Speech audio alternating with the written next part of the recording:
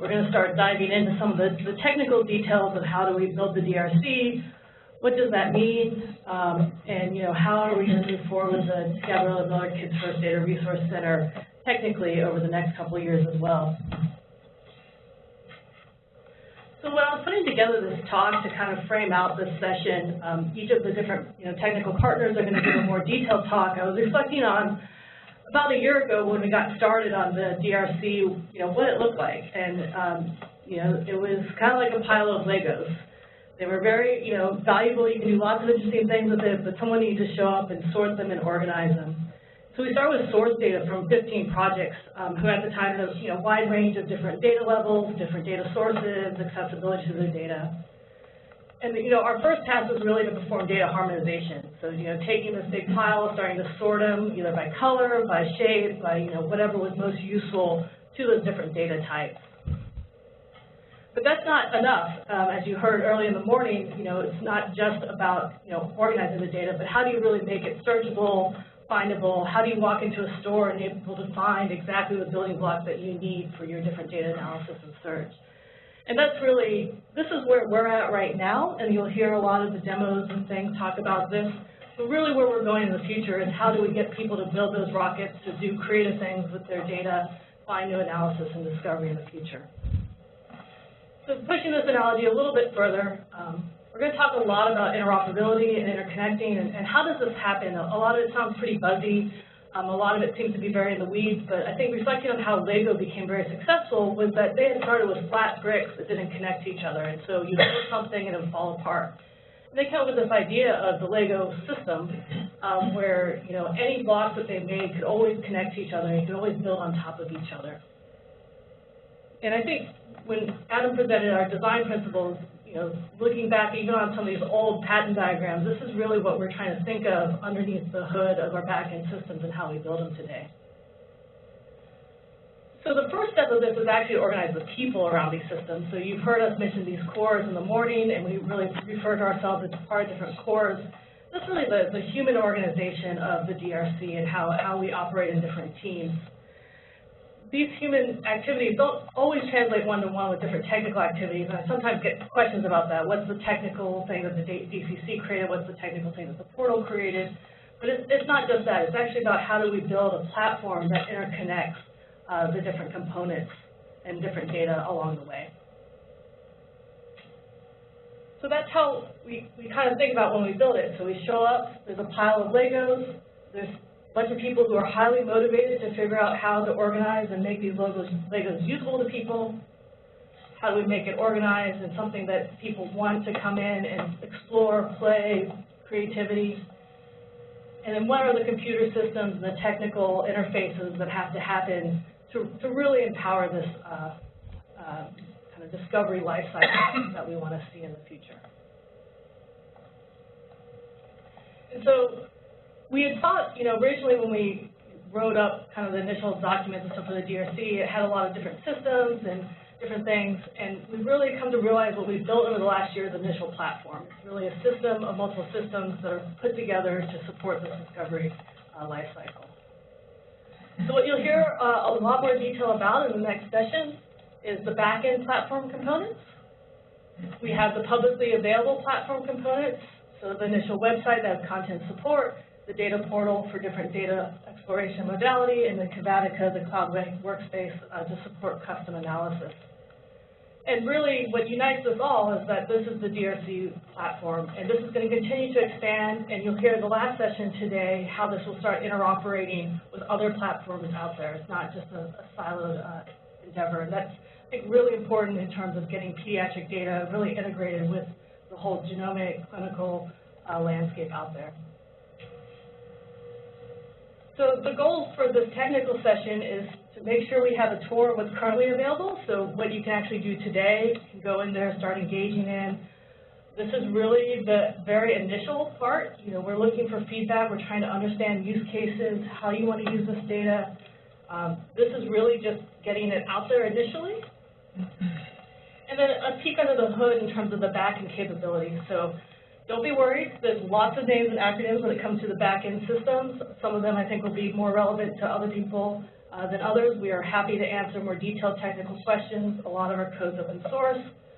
And, as we build on top of these back-end capabilities, we hope to actually integrate more of these names and acronyms. The more that we can bring in and integrate in the back-end, the more we're going to be able to connect with the emerging data landscape.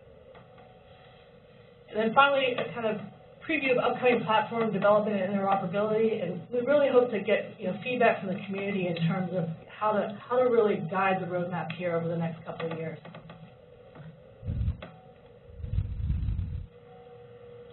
So that's the goal I hope you get out of the technical session, to kind of frame it out. There's many different ways that you can walk through how the data flows to the DRC. So I'm going to take you, kind of think of this as, we're taking you on a tour of a complex house. We're going to start at the entry doorway, walk through the different rooms, and hopefully give you an overview so as you hear the different talks, you can kind of identify which room or which part of the DRC you're in. So the tour really starts with, a study lead who's preparing biospecimens, or gathering phenotypic and clinical data about the different participants in the study. This is not the DRC, but it's important for us in terms of data generation. It gets sent to the different sequencing centers. What gets sent to us, and you'll hear more details about how this works, is we get phenotypic, clinical, and biospecimen structured data into the DRC. And this is a good highlight of where we're at now. Is this is really email. Where we want to go with this is to have ability to upload this into a centralized location. And even further out, a real way to collaborate and upload, update, gather this data with the study investigators, with the domain experts who really understand it. And then we get the genomic data. This is really the big data part that gets uploaded from the sequencing centers to the data resource center. It also gets returned back to the study investigators as well. After the data is generated, as I said, we get this data here. It comes in many different formats. Something that we are working on is figuring out better guidelines, better structure. We're working with a lot of different organizations to understand best practices and really help guide the community in how to make this the most useful it can be. But again, at the current state, what we do is really a customized concierge work with each study where we go through and we harmonize and curate their data and bring it into a structured form called the data service in Kids First. And as I said, we really want to go to a way that this can be better computer assisted, it'll be less manual, we'll learn over time information about this data and be able to make better recommendations. And then, again, really engaging in the collaboration, because no one group can ever understand the entire disease landscape that we're trying to address. The second step after the structured data is the actual big data, the files themselves that need to come in. We have genomic data right now, we have imaging data, the so-called study files, reports such as pathology reports, radiology reports, kind of the raw files that you want to download, as distinct from the structured data, which allows you to search and discover these files of interest. And so this is really where we start getting into our partnered infrastructure with Gen 3, where the files are indexed in a uniform way with other Gen 3 architectures that I think Bob will talk about next. And the security follows best practices across NIH using their FINS service below the hood as well. And so the data service really has the structured data. Gen 3 wraps around the files and provides us, as we were mentioning earlier, in a secured way that both protects the researchers and the participants that are involved in these studies. And so this is kind of the techie version of what I'm saying here. It's really uploaded to the cloud. I think Bob will talk more about the narrow middle components. And really it's been a great way to see how these different components can be modularized to build these kind of platforms on top of the infrastructure and the different pieces below the hood. So the data service and how we bring the structured data is really the phenotype clinical harmonization, and then you have the genomic harmonization. How do you make sure that the genomic data is in a uniform way where you can cross-analyze? And we really looked out to the other big resources out there and try to make sure we were as functionally equivalent as possible. So some of the Kids First data was sequenced several years ago. It was on an older reference, and we needed to bring it up to the most recent reference, as well as constantly improving what the latest and greatest variant calling pipelines can be. And so we use, internally we use the Gabriella platform. The Gabriella platform is also available to any users of the Kids First DRC. And the Gabriella really helps run and manage and do this genomic harmonization at huge scale. So we load the unharmonized files, we kick off the harmonization pipelines, and then it gets registered back when it's complete and done into the data service. And some of the things we want to do is automate this better, but really I think as you'll hear, we've done over 10,000 whole genomes so far, and I think that's a pretty impressive feat in the last couple months. So lastly, this has all been at the DRC internally. We're doing the harmonization, we're sorting our Legos into buckets, but really how do we push this data out? And this has actually been a challenge, I think, in a lot of ways of how do we go by our design principles of trying to be as frictionless as possible to release the data, to push it out, to start empowering study investigators to have control over this, and to have the infrastructure and the architecture and the underlying components be out of the way as possible from the data kind of steward or manager's way. So right now with the DRC, there's 3 major components that are needed for a data release. The structured data has to be in the data service. The files need to be indexed to have appropriate access control in Gen 3. And then for most studies, it's DB-GAP, but the Data Access Authority needs to have that released and available to the world. Or we've also been piloting different kinds of consortium-based stacks as well. And in that case, it would be their Data Access Authority saying that we are good to go with interoperating with the system. So once that's done, we have something called the Release Coordinator. You'll notice I'm having some of these GitHub links here. You're more than happy to go there, look at it, file issues, engage with us on a technical level on GitHub.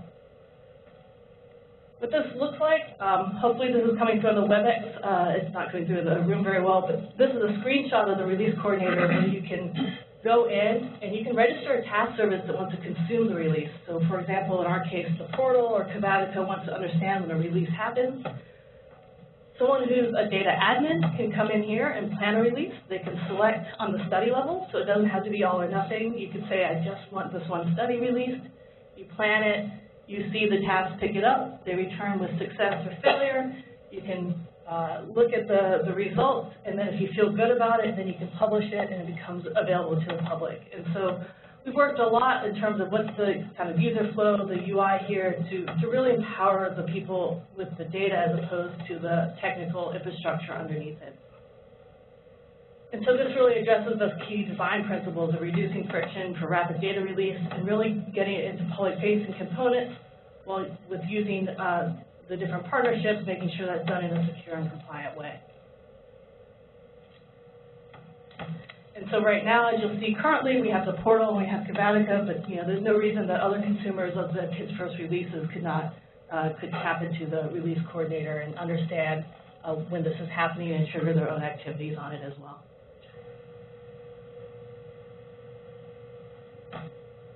So to kind of recap, what I've talked about here and start getting into some of the technical details, just to look at it and zoom back out from the kind of tour we walked through of the different stages of how the data flow. At a very, very high level, you have your data generators and your generated data. We have the DRC platform that's composed of many different components right now. You'll hear in each individual talk even more subcomponents of the portal, of Gabriella, of Gen 3. And then, the real goal here is this whole thing is built to really help the Kids First data community understand, discover, and analyze this. So right now, this is really getting files out there, making sure the data is available to those with appropriate access. But really, you'll start seeing those hints around it in terms of creating profiles, trying to understand, what people can actually feed back into the DRC platform themselves. So it doesn't just end in terms of data being pushed out, but rather the community itself is informing and improving the data platform in the future. So I'll just end here kind of revisiting where I was at the beginning of the talk before we really get into the weeds of how this all works. So we talked a lot about interoperability, and as I mentioned, I really kind of latched onto this Lego metaphor. So what that system does, and having the underlying building blocks to make this happen is one person could show up with their Lego space kit from 1979, where they have their spaceship here. They could be talking to their friend who would say, hey, I have Lego Pirates from 1989, 10 years from now. And wouldn't it be great if we could combine those? Imagine if they didn't have the Lego system, they didn't have anything. You would just, play with your spaceship and your pirate ship separately. That's kind of interesting. But, what might be really interesting is you come together, you collaborate, and you say, hey, we can make Lego space pirates.